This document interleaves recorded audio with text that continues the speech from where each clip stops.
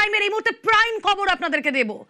Amphan Amphan কবে হয়েছিল? 2020 সালে। 2020 সালের মে মাসের আমফান। 2021 মাফ করবেন, আমফানের ত্রাণ বিলি নিয়ে একের পর এক দুর্নীতির পর্দা ফাঁস করেছে নিউজ 18 বাংলা।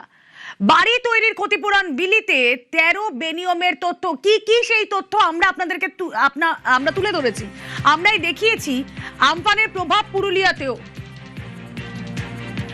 তেমন না পড়া সত্ত্বেও কিভাবে 100% ক্ষতিগ্রস্ত জেলা হিসেবে দেখানো হয় পুরুলিয়া। রাজ বন্দ্যোপাধ্যায় থাকবেন আমাদের সঙ্গে।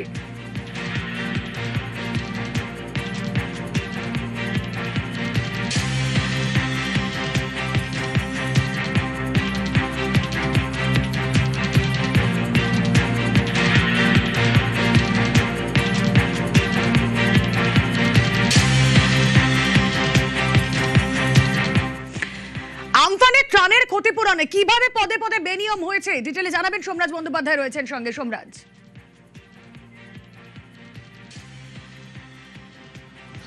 দেখো, আমফানের যে ক্ষতিপূরণের যে টাকা, সেই টাকা বিলিতে দেখা যাচ্ছে রাজ্যের একাধিক ক্ষেত্রে এই দুর্নীতি করা হয়েছিল। তার কারণ সিএজি অডিট রিপোর্টে যে তথ্য তুলে ধরা হয়েছে সেখানে বলা হচ্ছে যে এই দুর্নীতি শুধুমাত্র একটি ক্ষেত্রে সীমাবদ্ধ ছিল না, একাধিক ক্ষেত্রে এই দুর্নীতি হয়েছে। সে তুমি বাড়ি তৈরির অনুদান দেওয়ার ক্ষেত্রেই বলো, সে তুমি কৃষি ক্ষেত্রেই বলো, উদ্যান পালনের ক্ষেত্রেই বলো, বা মৎস্য দপ্তরের মাধ্যমে বিভিন্ন যারা ক্ষতিগ্রস্ত হয়েছিলেন তাদের ক্ষতিপূরণ দেওয়ার ক্ষেত্রেই বলো, বা দেখা যাচ্ছে প্রাণী সম্পদ দপ্তরের মাধ্যমেও ক্ষতিপূরণ দেওয়ার ক্ষেত্রেই বলো, একাধিক ক্ষেত্রে এই দুর্নীতির তথ্য উঠে এসেছে সিএজি অডিট রিপোর্টে। সিএজি অডিট রিপোর্টে দেখা যাচ্ছে এই যে আমফানে কেন্দ্রীয় সরকারের তরফে 2000 কোটি টাকারও বেশি টাকা দেওয়া হয়েছিল, কিন্তু সেই টাকা দেওয়ার ক্ষেত্রে কিভাবে ছত্রে ছত্রে দুর্নীতি হয়েছে তৃণমূল কংগ্রেস সরকারের সময়, বিশেষ করে জেলা প্রশাসনের মাধ্যমে টাকা দেওয়ার ক্ষেত্রে একই ব্যক্তি একাধিকবার টাকা পেয়েছে, এই ধরনের একাধিক তথ্য তুলে ধরেছে সিএজি অডিট রিপোর্ট। আর সেই সিএজি অডিট রিপোর্টই আমাদের হাতে এসে পৌঁছেছে, যে 40 পাতার রিপোর্টে কোন কোন জায়গায় কি কি দুর্নীতি হয়েছে তার বিস্তারিত তথ্য তুলে ধরা হয়েছে, যা ইতিমধ্যেই বিধানসভাতে প্লেসও করা হয়েছে। বেশ,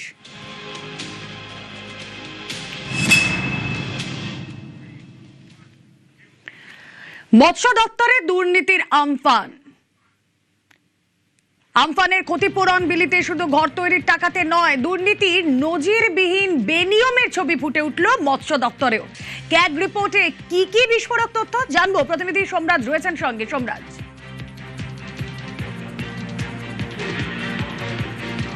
দেখো, যেটা তোমাকে বলছিলাম যে এই দুর্নীতি শুধুমাত্র একটা জায়গার মধ্যে সীমাবদ্ধ ছিল না। তার কারণ তৎকালীন তৃণমূল কংগ্রেস সরকারের তরফে যে বিভিন্ন তথ্য, অর্থাৎ কোথায় কোথায় ক্ষতিপূরণ হয়েছিল তার তালিকা যেমন তুলে ধরা হয়েছিল কেন্দ্রীয় সরকারের সামনে, এবং তারপর কেন্দ্রীয় সরকার যে টাকা দিয়েছিল ক্ষতিপূরণ বাবদ হিসাবে, সেখানে দেখা যাচ্ছে যে শুধুমাত্র বাড়ি তৈরির অনুদান বা কৃষিক্ষেত্রেই নয়, এই দুর্নীতি বিভিন্ন জায়গায় ছড়িয়ে পড়েছিল। এবং তারই আরেকটা উদাহরণ হচ্ছে এই আমফানের টাকা বিলির ক্ষেত্রে মৎস্য দপ্তরের দুর্নীতি। কি হয়েছিল না, সিএজি অডিট রিপোর্টে বলা হচ্ছে যে একই উপভোক্তাকে একাধিকবার টাকা দেওয়া হয়েছিল। অর্থাৎ অডিট রিপোর্ট বলছে যে দক্ষিণ 24 পরগনা জেলার 1174 জন উপভোক্তা, যাদের একই নাম এবং একই ব্যাংক অ্যাকাউন্ট ব্যবহার করে একাধিকবার আর্থিক সহায়তা দেওয়া হয়েছে। তার কারণ তারা এর জন্য 13টি ব্লকে প্রায় 44 লক্ষ টাকা এইভাবে প্রদান করা হয়েছিল, দেওয়া হয়েছিল। শুধু তাই নয়, মৎস্য দপ্তরের দুর্নীতির ক্ষেত্রে সিএজি অডিট রিপোর্টে এটাও বলা হচ্ছে যে গ্রাম পঞ্চায়েত এবং ব্লক স্তরে কোনো রকম যাচাই করা হয়নি।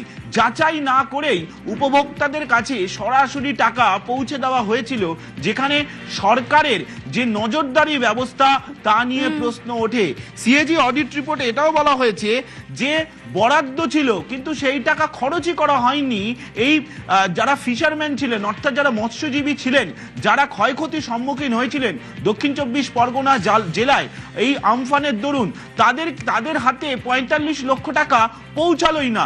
অথচ রাজ্য সরকার দেখিয়ে দিল, তৎকালীন সরকার, যে হ্যাঁ 45 লক্ষ টাকা খরচ হয়েছে, কিন্তু সিএজি যখন অডিট করে তখন দেখা যায় এই টাকা সেই মৎস্যজীবীদের কাছে পৌঁছায়নি। শুধু তাই নয়, তৎকালীন তৃণমূল কংগ্রেস সরকারের সময় ব্লক ডেভেলপমেন্ট অফিসার একটি ব্লকের, তিনি যখন সিএজি অডিটের সামনে দাবি করেন যে ওল্ড এজ পেনশন এবং আমফান ত্রাণের যে বরাদ্দের যে সমস্যা হয়েছিল, সেই কারণেই তিনি বিস্তারিত তথ্য দিতে পারেননি যে কেন মৎস্যজীবীদের অ্যাকাউন্টে বা মৎস্যজীবীদের কাছে এই ক্ষয়ক্ষতির টাকা তারা তুলে দিতে পারেননি। দক্ষিণ 24 পরগনা জেলার নামখানা ব্লকের ঘটনা। অর্থাৎ এই যে আমফানের জন্য মৎস্যজীবীরা ক্ষতিগ্রস্ত হয়েছিলেন, বেশিরভাগই মৎস্যজীবী দক্ষিণ 24 পরগনা জেলার, তাদের মধ্যে দেখা যাচ্ছে এরকম একাধিক অ্যাকাউন্টের হদিশ পাওয়া গেছে যে যিনি একই ব্যক্তি, একই নাম, তার কাছে একাধিকবার টাকা পৌঁছেছে, আর যারা মৎস্যজীবী ছিলেন, যারা ক্ষতিপূরণের তালিকায় ছিলেন, তারাই ক্ষতিপূরণ পায়নি। এই দুর্নীতির তথ্য সিএজি অডিট রিপোর্টে স্পষ্ট করে বলা হয়েছে। বেশ সোমরাজ, তুমি আমাদের সঙ্গে থাকো। এই যে সিএজি রিপোর্ট, প্রত্যেক দিন আপনাদের সামনে নতুন নতুন বিস্ফোরক তথ্য আমরা সামনে আনছি। আসলে দুর্নীতির শিকড় এত গভীরে, এতগুলো লেয়ার তার, যে বিভিন্ন জায়গায় বিভিন্ন রকম ভাবে এই দুর্নীতি হয়েছে। এই যে দেখুন, যাদের ক্ষতিপূরণ পাওয়ার কথা তারা পাননি, আবার একই ব্যক্তি তারা বারবার করে ক্ষতিপূরণ পেয়ে গিয়েছেন। স্তরে স্তরে দুর্নীতি হয়েছে, আর এক একদিন এক একটা দুর্নীতি আমরা আপনাদের সামনে তুলে ধরছি। এই যে আমরা মৎস্য দপ্তর নিয়ে এতক্ষণ কথা বলছিলাম, দেখুন শুধু মৎস্য দপ্তর নয়, একই রকম ভাবে আমফানের ক্ষতিপূরণ বিলিতে দুর্নীতি হয়েছে প্রাণী সম্পদ দপ্তরেও। আসলে দুর্নীতি কোথায় কোথায় হয়নি সেটা বলা হয়তো ইজিয়ার রাদার দ্যান কোথায় কোথায় দুর্নীতি হয়েছে।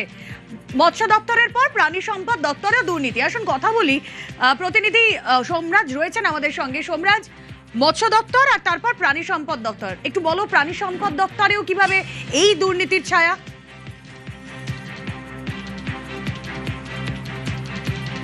দেখো, 2021 সালে যে আমফান হয়েছিল তার প্রভাব কিন্তু প্রাণী সম্পদের ক্ষেত্রেও পড়েছিল। অর্থাৎ বহু মানুষ যারা ধরো তাদের কাছে বিভিন্ন রকমের যে আর্থিক সহায়তা তারা পেয়েছিলেন এই প্রাণী সম্পদের ক্ষেত্রে, তারাও ক্ষয়ক্ষতির সম্মুখীন হয়েছিলেন, যে তথ্য তৎকালীন তৃণমূল কংগ্রেস সরকারের তরফে দেওয়া হয় কেন্দ্রকে, এবং তার দরুন কেন্দ্র এই প্রাণী সম্পদ দপ্তরের মাধ্যমে যাতে ক্ষতিপূরণ দেওয়া হয়, বিশেষ করে দক্ষিণ 24 পরগনা জেলায়, তার জন্য বরাদ্দ দেয়। কিন্তু তারপর যখন সিএজি অডিট হয়, সেখানে দেখা যাচ্ছে যে সিএজি অডিটই বলছে যে যে উপভোক্তাদের তালিকা ছিল সেখানে ব্যাংক অ্যাকাউন্ট নম্বর, মোবাইল নম্বর, এমনকি ফটোর আইডি সহ বিভিন্ন গুরুত্বপূর্ণ তথ্যই ছিল না।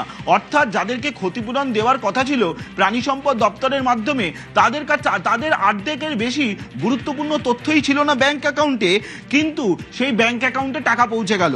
আবার সিএজি অডিট এটাও বলছে যে এই যে ডাইরেক্ট ব্যাংক ট্রান্সফারের যে কথা বলা হয়েছিল, কিন্তু আদৌ ডাইরেক্ট ব্যাংক ট্রান্সফার হয়েছিল নাকি সেটাই স্পষ্ট করা গেল না। তার কারণ রাজ্য সরকারের তরফে, তৎকালীন সরকারের তরফে সেই অর্থে কোনো তথ্য দেওয়া হয়নি।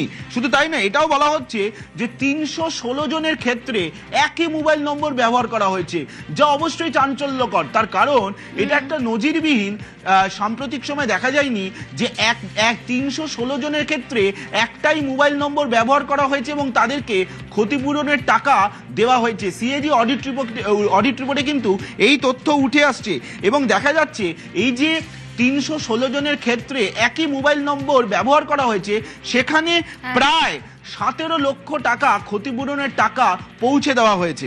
এছাড়াও বলা হচ্ছে এই যে একই 316 জনের ক্ষেত্রে একই মোবাইল নম্বর ব্যবহার করা হয়েছে, প্রয়োজনীয় তথ্য দেওয়া হয়নি।